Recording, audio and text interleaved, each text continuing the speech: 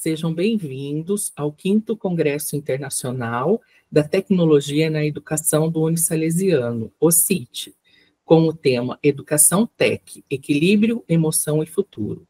Um evento que representa uma oportunidade valiosa para explorarmos avanços tecnológicos e práticas educacionais inovadoras, que enriquecerão nossa aprendizagem, trazendo reflexão sobre as novas tendências no mercado. Meu nome é Gisele, sou enfermeira, coordenadora do curso de enfermagem do Unisalesiano de Araçatuba, e em nome do Unisalesiano, gostaria de agradecer o pronto aceite da nossa palestrante, a enfermeira Daniela Tinte Moreira Borges, a qual tenho muito carinho, porque além de ser da minha cidade natal, Mirandópolis, é uma grande amiga. Ela atuou no curso de enfermagem durante um tempo, compartilhando seus conhecimentos junto aos alunos nos campos de estágio. Obrigada pela sua disponibilidade, Dani. Também estão conosco a professora Tatiane Palhota, responsável pela disciplina de dermatologia e estomaterapia. Agora eu passo a palavra para a Tati se apresentar. Meu nome é Tatiane Palhota, sou enfermeira e professora universitária há 18 anos. Atualmente, eu leciono nos cursos de enfermagem, medicina e fisioterapia do Unisalesiano e também atuo na área de estética, que me permite cuidar das pessoas de uma forma integral, unindo saúde, bem-estar e autoestima. E hoje, para mim, é uma alegria enorme estar aqui e poder receber nossa palestrante, a Dani, cuja presença é uma grande oportunidade de aprendizado e troca de experiências para todos nós. Agora eu vou falar um pouquinho do currículo da Dani. Ela é graduada em enfermagem pela Universidade Federal do Mato Grosso do Sul, possui pós-graduação em enfermagem oncológica pela FAMERP e enfermagem urgência e emergência pela FAI. Ela é mestre profissional em ciência, tecnologia e gestão aplicadas à regeneração tecidual pela Unifesp. Estomaterapeuta pela FAMERP também, atuou como docente universitária nos cursos de graduação em enfermagem das Faculdades Integradas de Três Lagoas e Faculdade Educacional de Andradina. Ela realiza tratamento avançado de feridas em domicílio na cidade de Araçatuba e região desde 2018. Ela também é membro do Comitê de Associação Brasileira de Estomaterapia, a SOBEST. É membro também do Comitê Científico da Seção MS da SOBEST, de 2021 a 2023 e de 2023 a 2025. Membro do Conselho Mundial de Terapeuta Enterostomizados e é doutoranda no programa de pós-graduação da cirurgia translacional da Unifesp. Dani, seja bem-vinda, é uma gratidão poder ter você aqui com a gente, e agora eu passo a palavra para você, fique à vontade. Muito obrigada, bom dia, professora doutora Gisele, uma grande amiga, tenho muito carinho por você, muito obrigada por esse convite, por estar aqui compartilhando conhecimento, muito obrigada, professora Tati, também por estar aqui presente. Como a Gisele falou, atuei um tempo no Salesiano e levo muitas boas recordações daquele tempo e as amizades também. O tema da nossa aula de hoje é o uso de tecnologias no manejo de lesões infectadas. Nós vamos falar sobre o manejo adjuvante dessas infecções. Aqui na nossa aula, então, de hoje, nós vamos ver aqui, eu trouxe uma programação para a gente ter uma ideia do que vai acontecer agora de manhã, né? Agora, nesse momento que vocês estão assistindo a aula.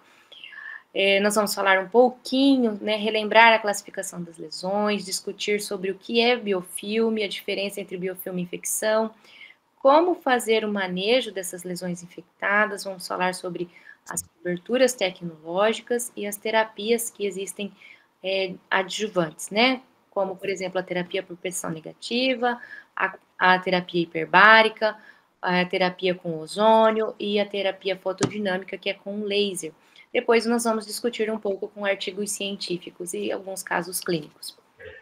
Eu vou apresentar algumas marcas, né, de produtos nessa aula, porém eu não tenho conflito de interesse com nenhum produto, com nenhuma marca que será falada aqui, né? E são apresentados pela sua capacidade ali de manejar as lesões.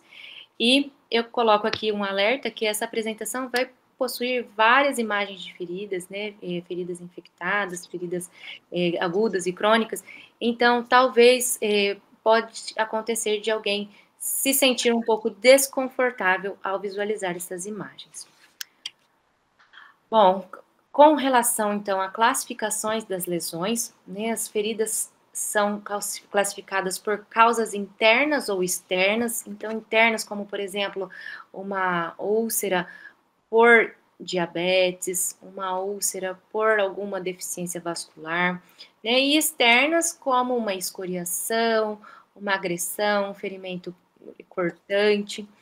Elas também são classificadas como simples, né, como, por exemplo, as feridas superficiais, ou complexas, quando elas são mais profundas e já tem algumas estruturas adjacentes também sendo acometidas.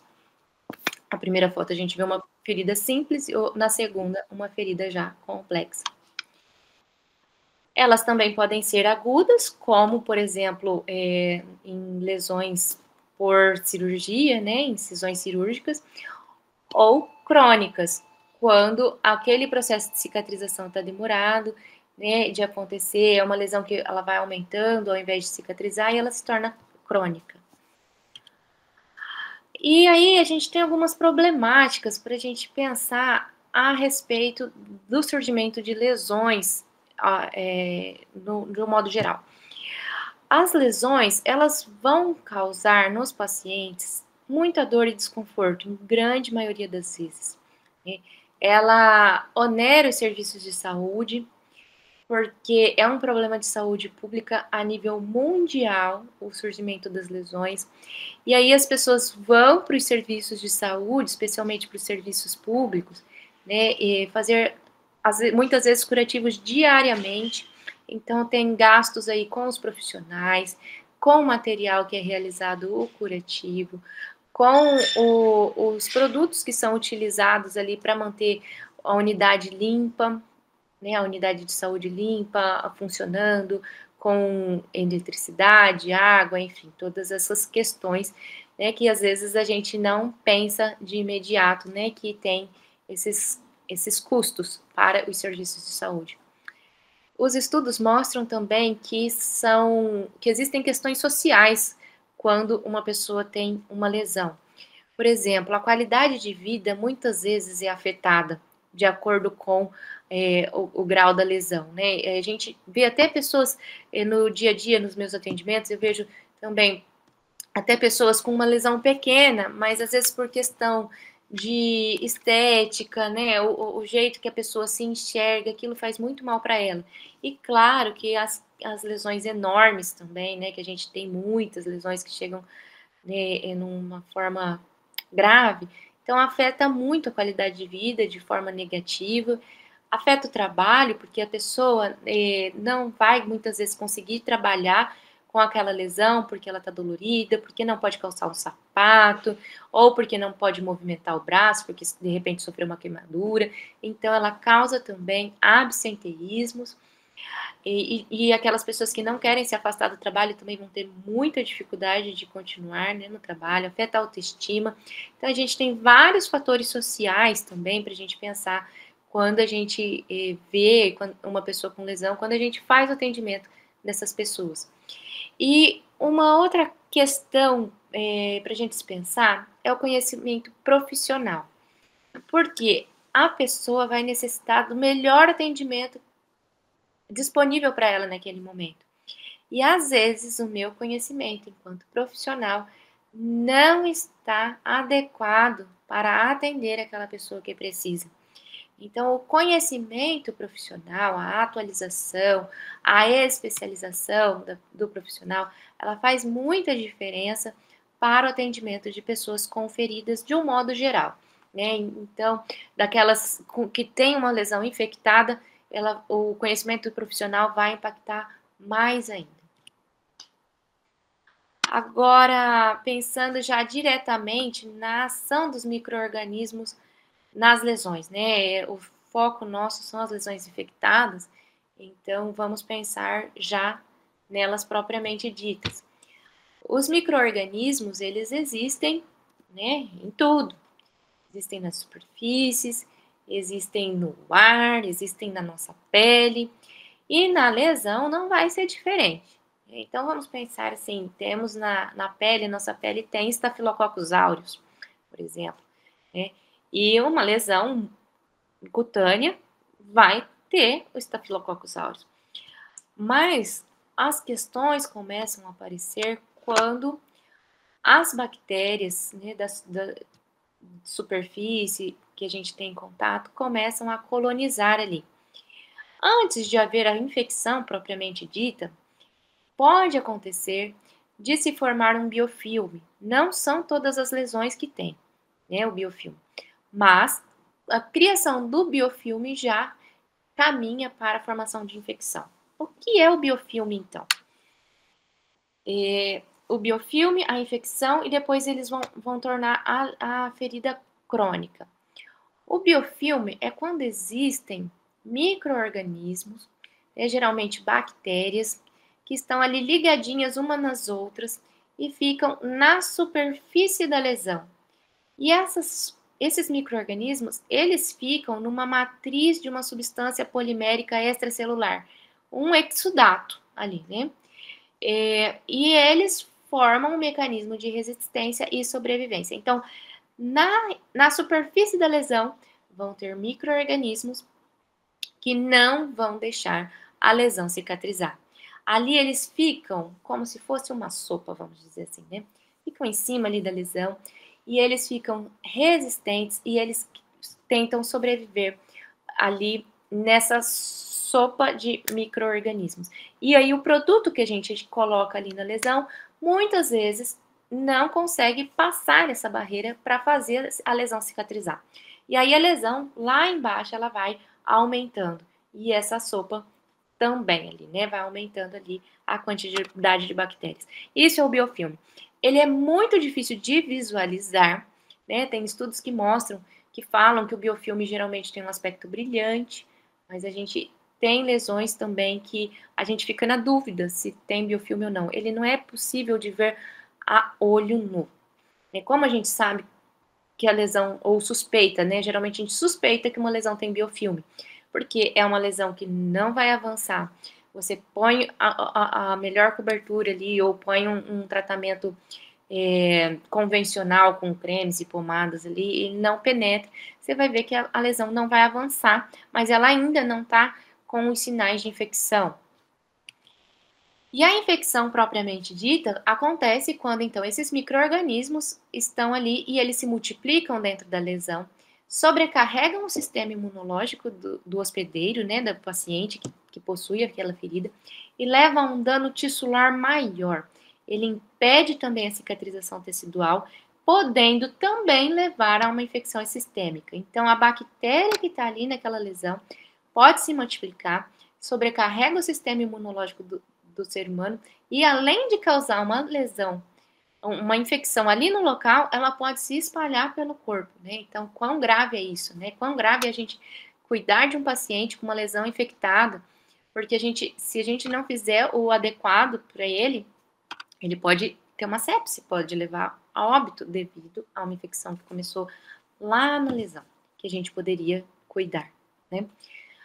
Então, o manejo disso tudo, só eu, enfermeiro, vou fazer? Só eu, enfermeiro especialista, vou fazer? Não. Ele tem que ser multidisciplinar. Na verdade, não só o manejo das lesões infectadas, né? O manejo de qualquer lesão tem que ser multidisciplinar. Nós vamos ter a ação do nutricionista, porque o nutricionista vai saber o que é que aquela pessoa está precisando para acelerar a cicatrização. Nós temos a oferta de proteínas, de vitamina C, de zinco, de ferro, tudo isso vai contribuir para a cicatrização. Mas para a gente saber o que o paciente precisa de uma avaliação nutricional. Vai precisar também do profissional médico, imprescindível que a gente seja parceiro dos médicos nesse momento, né? para avaliar a necessidade da antibiótico-terapia tópica ou sistêmica. Tá? E vamos precisar muitas vezes de um fisioterapeuta para nos ajudar no reposicionamento, na reabilitação daquele paciente, né? Quando tem alguma lesão de tendão envolvida. Então, o manejo é multidisciplinar. Vou precisar do meu técnico de enfermagem para realização dos procedimentos, muitas vezes. O manejo, ele não depende só do profissional e só dos produtos que a gente tem disponível. Ele depende também das questões comportamentais do paciente. Eu sempre falo para os pacientes que eu atendo o seguinte: o que eu vou fazer é uma partinha do tratamento. Meu conhecimento é uma partezinha do tratamento. A outra partezinha do tratamento são os curativos. A outra, a terapia adjuvante que eu vou utilizar, geralmente o laser. A outra, o profissional multidisciplinar que vai nos ajudar. E as questões comportamentais. Não adianta a gente ter toda uma rede e o paciente não fizer a parte dele. Então, um paciente que tem uma úlcera venosa, ele vai precisar fazer repouso, né? Ou vai utilizar uma terapia compressiva, e a gente encontra muita resistência, né, das pessoas em fazer o repouso ou utilizar uma terapia compressiva, por exemplo. O paciente que tem uma lesão por diabetes vai precisar de uma dieta, né? Vai precisar modificar ali os hábitos, vai precisar tomar medicação direitinho. Então, temos várias questões aí de acordo com o tipo de lesão que o paciente tem naquele momento. Então, precisamos muito ser parceiros e muito orientar nossos pacientes para que eles também modifiquem seus comportamentos para aderir ao tratamento, ao plano de tratamento adequado para ele. Os curativos, importantíssimos nós sabermos o que é adequado para aquela ferida, porque se eu não colocar o que é adequado para aquela lesão, eu posso prejudicar, piorar a lesão, ao invés de auxiliar. Então, nós temos uma gama de produtos aí disponíveis. Nós temos os curativos convencionais, que geralmente são os que temos no SUS, né, que são a base de cremes e pomadas, mas temos curativos interativos, biológicos, os curativos tecnológicos, que vocês vão ver nessa aula. E também precisamos da ação dos antimicrobianos locais e sistêmicos. Os antimicrobianos locais não necessariamente são um antibiótico, né? Nós vamos ver agora como funciona isso. Então, quando a gente atende, para a gente fixar ali, né? Quando a gente atende um paciente com lesão, temos todas essas redes de manejo. E agora nós vamos falar especificamente sobre os curativos e entrar na parte de tecnologia. Quando a gente realiza um procedimento de curativo, né, a gente precisa primeiro realizar a higiene da ferida. Depois, na sequência, escolher, selecionar uma cobertura adequada para a gente não lesionar ainda mais o local. E podemos e devemos utilizar as tecnologias adjuvantes ao nosso favor, para acelerar o processo de cicatrização. Com relação à higiene da lesão, aqui eu trago o consenso de feridas, né, de higiene de feridas, um consenso mundial, tá, que traz 4 passos para a gente realizar essa higiene. O primeiro passo é a limpeza. Como que a gente vai fazer essa limpeza? Pode ser feita com soro fisiológico, aquecido. Pode ser feita com solução de Ringer com lactato. E vocês vão ver no próximo slide que a gente tem alguns produtos que vão agir também já nos micróbios ali, na bactéria, nos vírus, tá? E essa higiene da lesão, a gente vê um pé ali e 2 pessoas trabalhando ali, né, na ferida ali ao redor. Essa higiene, ela não vai ser só do local da lesão. A gente precisa limpar a pele ao redor, né, cerca de 20 centímetros, 15 a 20 centímetros ao redor da lesão, a gente também precisa higienizar para diminuir a carga de micro-organismos naquele local. Então, se eu for irrigar com soro fisiológico, então eu tenho que irrigar 15 a 20 centímetros ao redor. Depois eu vou passar um antimicrobiano, eu também tenho que passar de 15 a 20 centímetros ao redor e passar dentro da lesão. A gente não vai esfregar a lesão, se ela tiver um tecido viável ali, né? Nós vamos secar gentilmente a borda, a pele, né? E vamos deixar a lesão úmida. O segundo passo é o desbridamento, que seria remover os tecidos mortos que estão ali, né? Necrose, esfacelo, vamos alinhar essa lesão já na parte de remodelação, vamos deixar ela o mais plana que a gente conseguir, né? Alinhar as bordas, às vezes tem uma borda enrolada ali, a gente vai retirar. Essa aí é a terceira fase. E a quarta fase, então, é a cobertura, né? O vestir a lesão, vamos cobrir a lesão, é a quarta fase. Isso aqui, para todas as lesões, é obrigatório. Em especial, claro, para as lesões infectadas. E quais são as tecnologias, então, que nós temos? Vamos entrar já na parte das tecnologias propriamente ditas.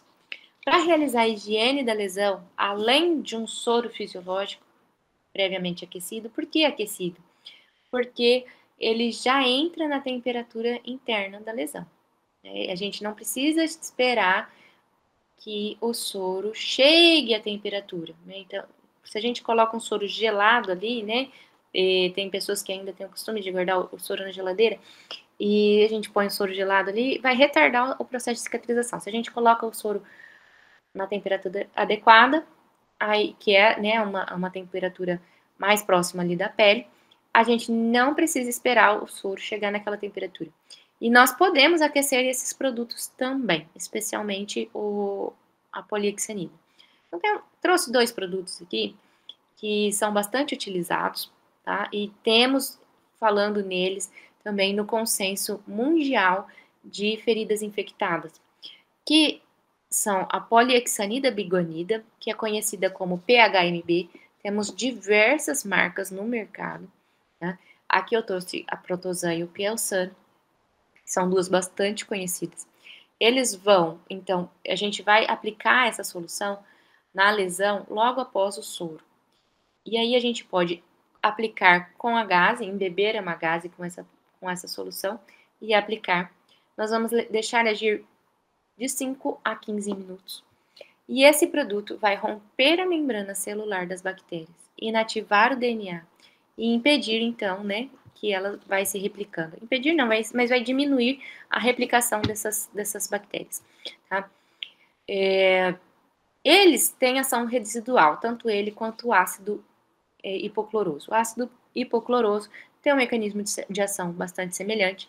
Ele já vem nessa apresentação de spray, né? Então a gente pode borrifar na lesão, facilita bastante. Também vamos deixar agir em torno de 5 a 10 minutos. E ele vai interromper o metabolismo celular bacteriano. Tá? Então, feito isso, feito esta higiene, feito o desbridamento, nós vamos então para os curativos tecnológicos, né? Ou se não tiver disponível o curativo tecnológico, vai utilizar o curativo convencional que tiver disponível.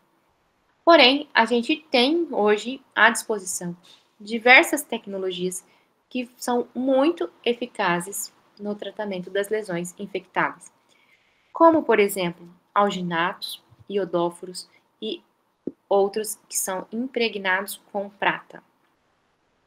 Esses curativos tecnológicos, eles conseguem absorver o exudato, né? Uma lesão infectada, ela vai ter exudato, né?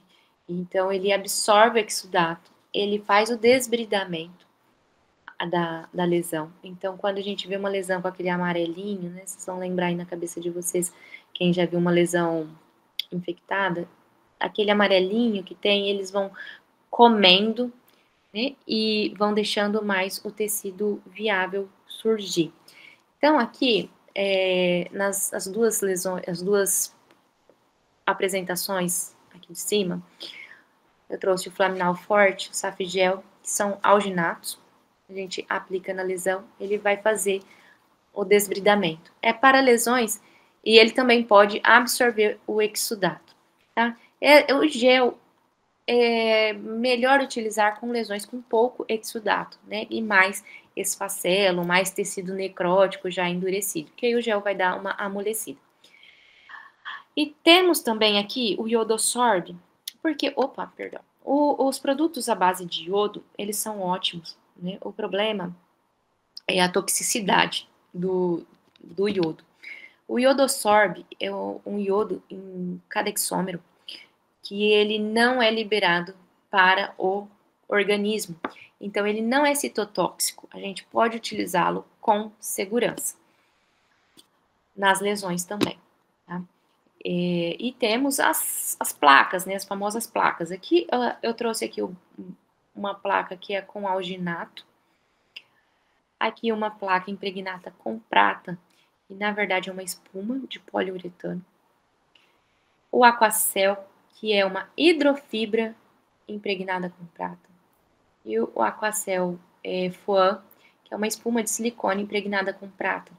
A prata também é ótimo, né, para infecções. Ela é maravilhosa. Porém, ela também é citotóxica. E nessas formulações, ela também não é liberada para o leito da lesão. Em especial, quando a gente tem a hidrofibra, ela fica atuando ali, né, no leito da lesão. Não é disponibilizada para para a lesão em si, sabe? Ela não vai penetrar no organismo, mas ela vai permanecer agindo ali. E ela vai sugar as bactérias. E uma vez que as bactérias adentram esses curativos, elas não conseguem voltar para o leito. Então, ela vai literalmente removendo aquelas bactérias dali, além de inativar. E nessas apresentações, a prata é considerada como segura. A gente tem cremes, né, pomadas, na verdade, à base de prata, especialmente no SUS, né? Porém, essas pomadas a gente tem que utilizar com cautela, porque ela é liberada na lesão e ela pode ter uma toxicidade para o paciente. O ideal, se a gente utilizar um exemplo, a sulfadiazina de prata, o ideal é que o curativo seja trocado pelo menos a cada 12 horas para evitar a citotoxicidade. Agora, entrando nas tecnologias antimicrobianas. Então, até aqui falei um pouco para vocês conhecerem, né, os produtos que a gente tem tecnológicos. E agora as tecnologias adjuvantes, que são antimicrobianos também. Temos a terapia por pressão negativa.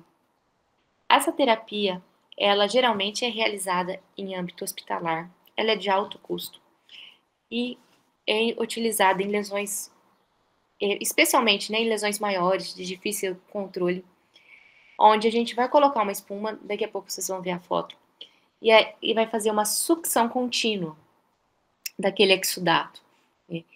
E ela vai acelerar, então, o reparo tecidual, porque vai estar removendo o exudato 24 horas por dia.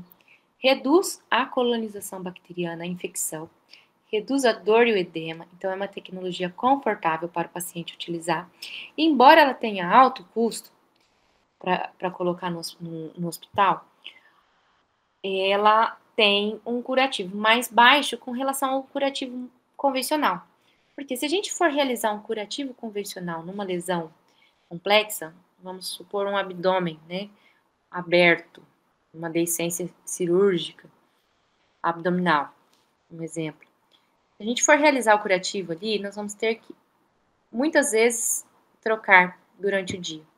Várias trocas, porque ele vai molhar, vai saturar, e a gente tem que trocar. Saturar, trocar. É o ideal, né? Para não deixar ali muito tempo colonizando e piorar a lesão. Agora, o material que a gente vai utilizar ali na terapia por proteção negativa, nós vamos poder deixar até uma semana, 10 dias, né? E ele vai fazendo essa sucção a sucção do exudato. Então, aqui a gente tem um exemplo da pressão negativa no abdômen. Esse preto que vocês estão vendo aqui é uma espuma que é colocada né? Primeiro é feito, então, aquele passo de higiene das lesões, né? Realiza a higiene. Aí a gente vai recortar uma espuma do tamanho exato para colocar no paciente. Vamos colocar ali, preencher toda a cavidade da lesão. Depois vamos colocar o filme por cima e acionar a bomba de vácuo, que é essa aqui no caso, né? E aqui a gente tem as espumas que são utilizadas. Também temos um aparelho pequeno que pode ser utilizado em lesões meio pequenas, mas de difícil manejo, a domicílio, por exemplo. Para ter uma ideia de custo, um aparelho desse pequenininho, para ser utilizado na residência, ele é em torno de R$2.000. Então, a gente tem que pesar o custo-benefício para aquele paciente. Às vezes é um paciente que a gente não vai conseguir realizar o curativo todo dia. Às vezes é um paciente que, para a gente poder proporcionar maior conforto, menos trocas de curativo, ele vai se beneficiar muito desse tipo de terapia. Esses aparelhos aqui são da marca 3M. As imagens foram retiradas do Google. Outra tecnologia que a gente tem adjuvante são as oxigenoterapia hiperbárica, né, disponível em clínicas particulares também, em muitos hospitais da nossa região também, né, a gente tem disponível. E o que ele faz? O paciente entra numa câmara que vai diminuir a pressão atmosférica e aumentar a quantidade de oxigênio que a pessoa respira. A pessoa vai respirar um oxigênio puro, 100%, naquela cabine. E isso vai fazer com que o oxigênio disponível no corpo dela esteja maior. E não vai ser só a hemoglobina que vai estar saturada pelo oxigênio. A hemoglobina vai estar 100% saturada naquele momento. Mas também vai ter um aumento circulante do oxigênio no plasma. E isso vai estimular a nova formação de vasos sanguíneos, acelerar a cicatrização, vai reduzir dor, edema e infecção. Aqui eu trago para vocês a imagem de 2 tipos de câmara hiperbárica. Na primeira imagem é uma cabine monoplace, onde o paciente fica deitado nessa cabine e ele vai respirar ali o oxigênio. Então, a gente vê uma terapia confortável para o paciente, né? Tem a televisão ali que ele vai poder assistir. E aqui, ao lado, temos uma cabine multiplace. Então, vão entrar vários pacientes para receber o tratamento naquele momento, tá? Eles têm uma campainha, se eles passarem mal, né? Fica sempre dentro dessa cabine multiplace, fica um profissional de saúde também acompanhando a sessão. E do lado de fora das cabines fica um profissional realizando ali as operações necessárias para compressão e descompressão, para que a pessoa chegue a respirar, né, o 100% de oxigênio ali durante a sessão, e depois vai havendo a descompressão da cabine quando vai terminando a sessão. Então, essas são as 2 cabines disponíveis, né, os 2 modelos. Existem outros modelos de cabine, também a monoplace, como se fosse uma poltrona, mas aqui essas 2 ilustram bem a realidade das cabines de sessão hiperbárica. Outra tecnologia antimicrobiana, essa eu utilizo bastante na minha prática, né, inclusive essas imagens são minhas, que é a terapia fotodinâmica. É o uso do laser em baixa potência, porém, a gente vai utilizar junto com o fotossensibilizador, que é geralmente o corante azul de metileno, pode ser utilizado de toluidina também. Quando a gente aplica o fotossensibilizador na lesão, as bactérias vão ficar coradas e a luz vai penetrar nas bactérias por meio desse fotossensibilizador, levando então à morte desses micro-organismos, porque o laser vai penetrar na membrana e romper as membranas dos micro-organismos.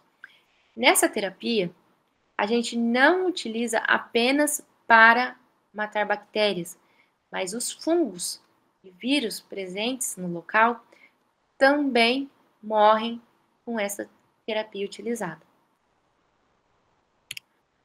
E temos também, por fim, a ozonioterapia, que os enfermeiros atuam bastante nessa área, e a gente vê bastante resultado.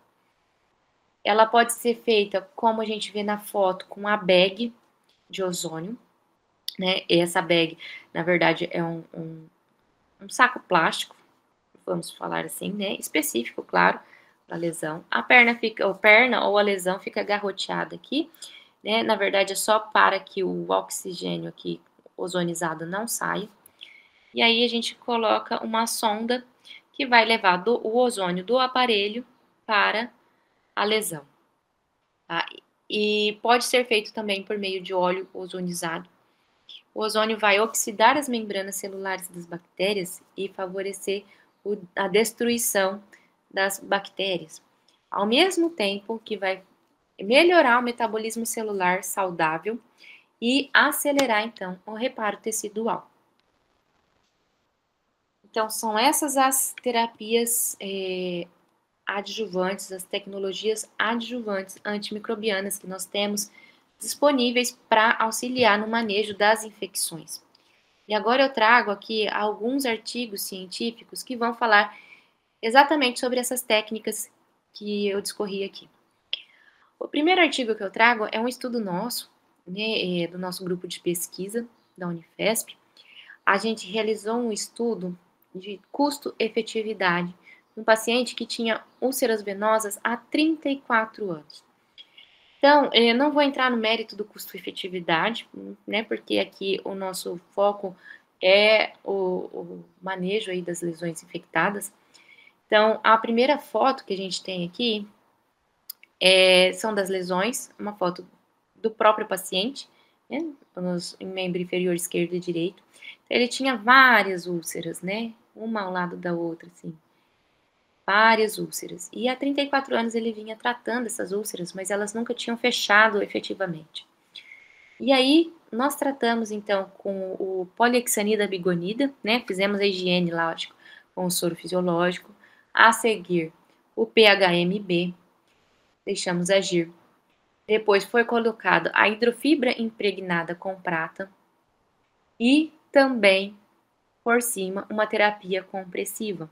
Aqui no caso foi a SurePress, que é uma faixa elástica. E a troca desse curativo era realizada 2 vezes na semana. Além disso, ele teve um tratamento da nutricionista, teve também o tratamento e acompanhamento da fisioterapeuta e de uma médica que é especializada em lesões vasculares. Então, ela também prescreveu antibiótico terapia para ele, com ciprofloxacina e clindamicina. Então, vejam só, esse caso teve sucesso porque realmente teve uma equipe multidisciplinar, cada um fazendo o que é devido ao seu trabalho.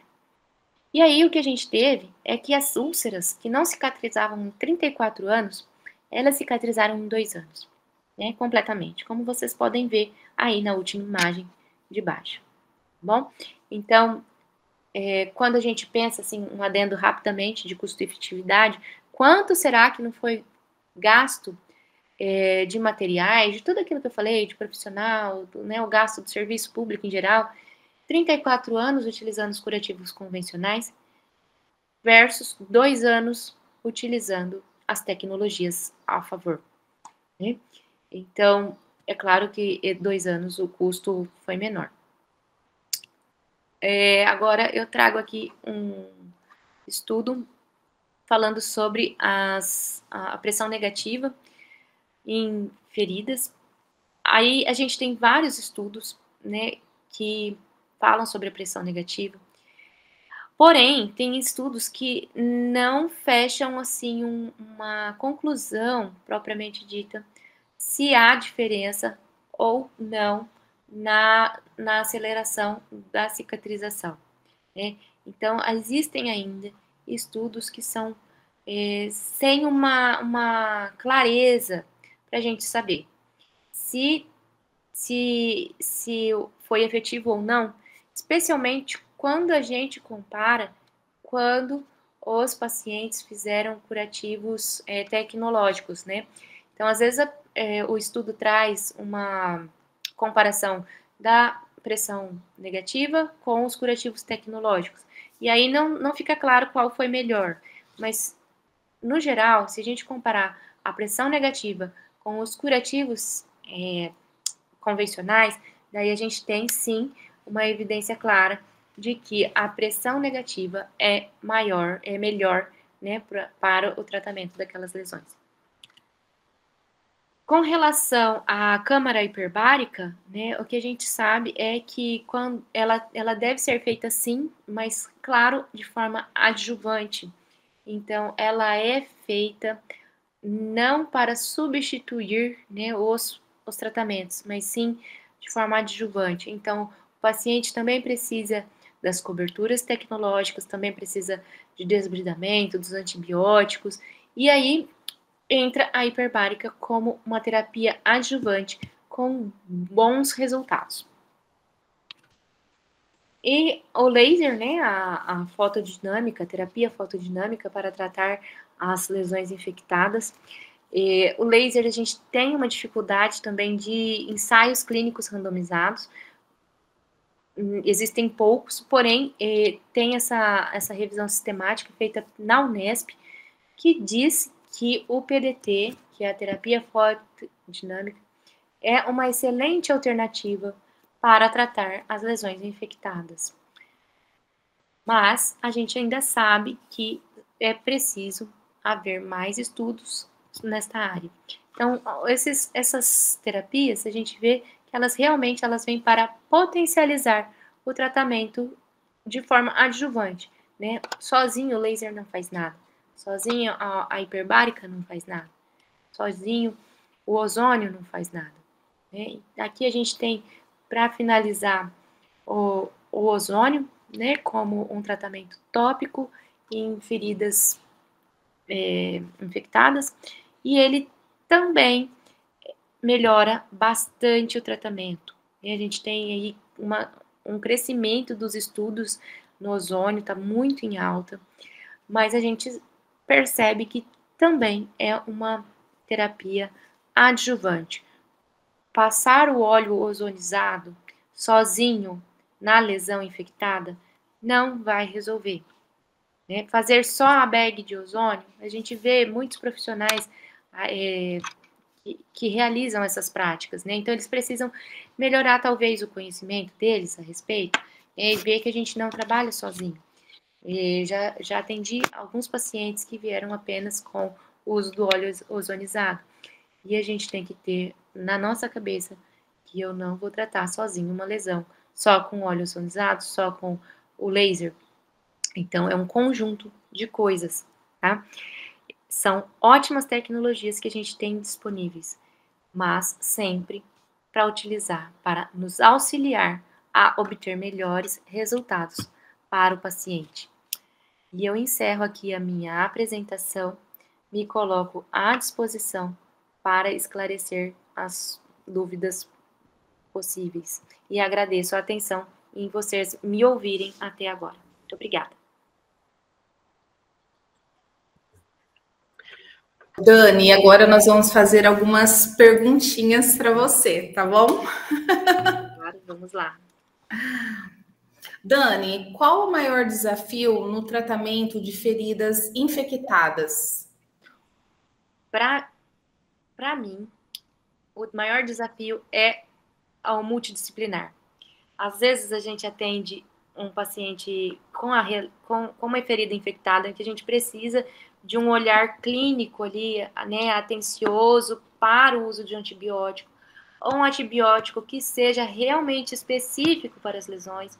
E às vezes esses pacientes vão, né, em consultas médicas, vão com consultas com outros profissionais, e eles ou não voltam com a prescrição, né, do antibiótico, ou volta com uma prescrição de antibiótico que não é adequado para aquele caso. Então, eu vejo que o maior desafio é esse.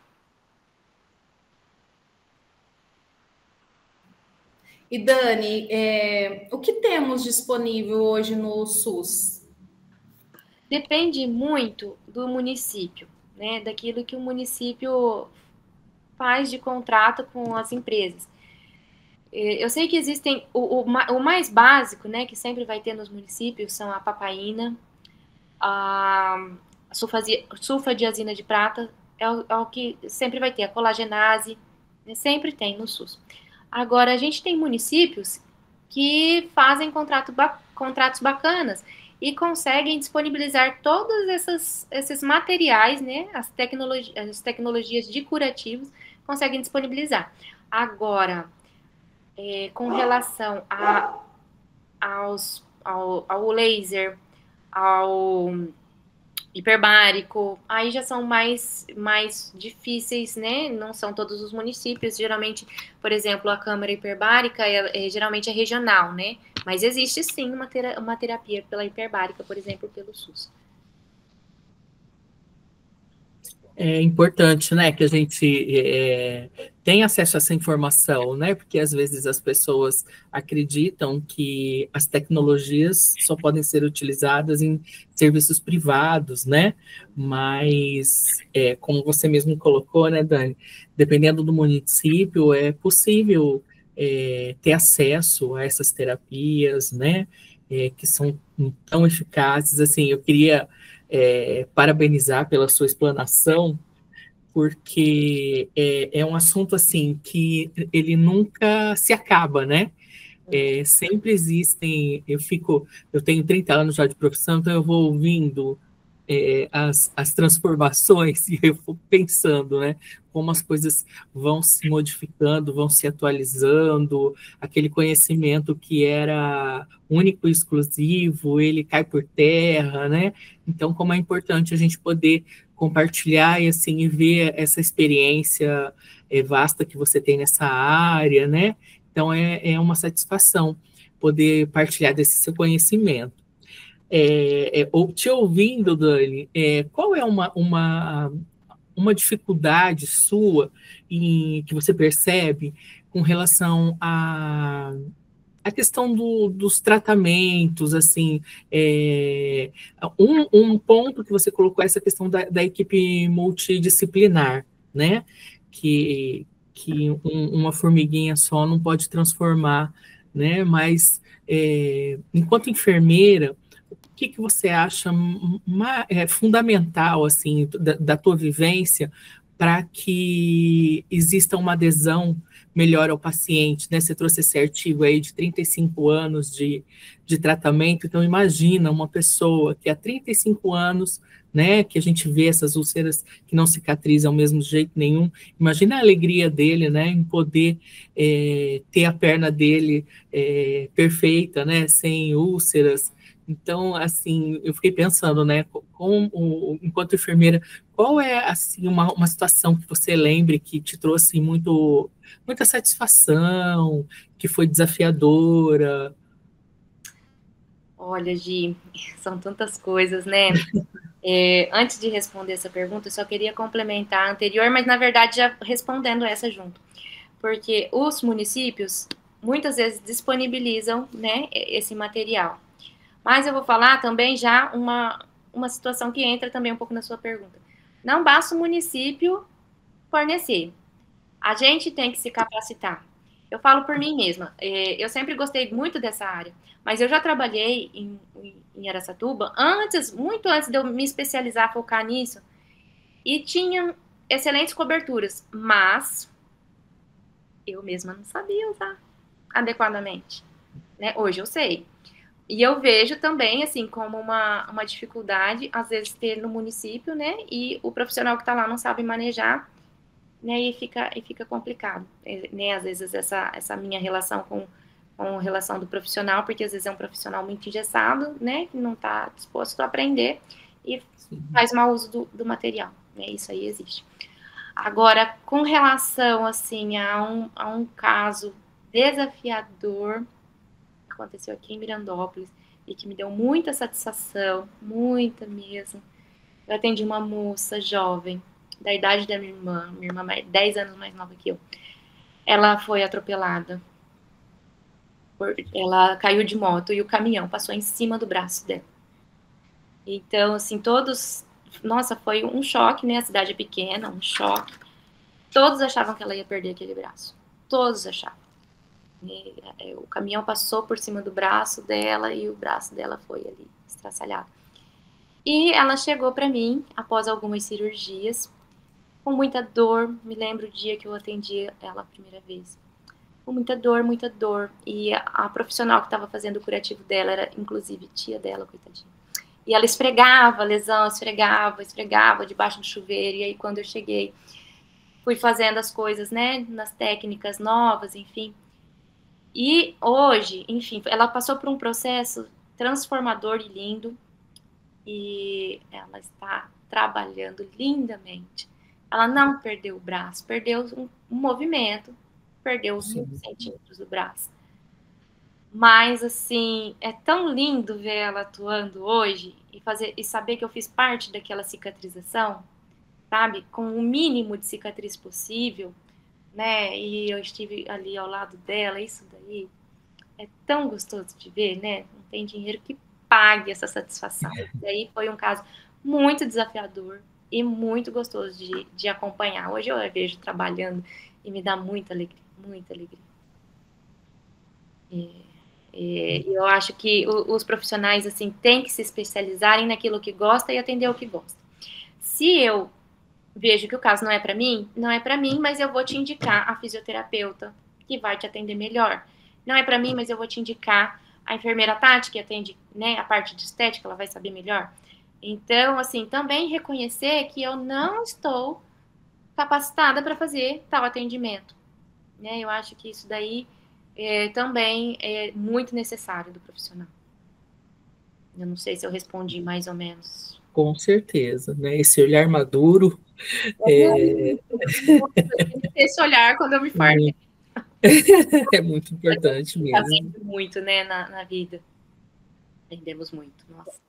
Ô Dani, isso daí que você pontuou, como que é importante, né? Essa parte dos profissionais dentro de uma unidade de saúde, dentro do ambiente hospitalar, ele ter conhecimento de tipos de cobertura, qual que é o processo, se é um esfacelo, se é um tecido de granulação, qual que é o papel daquele tipo de cobertura naquela ferida. Eu vejo muitas vezes passando certos tipos de cobertura que não tem um significado. Lógico que tem fatores, igual você pontuou, que é o tipo de cobertura que vai fazer a função ali, e muitas vezes tem fatores externos que também não vai estar contribuindo para o processo de cicatrização.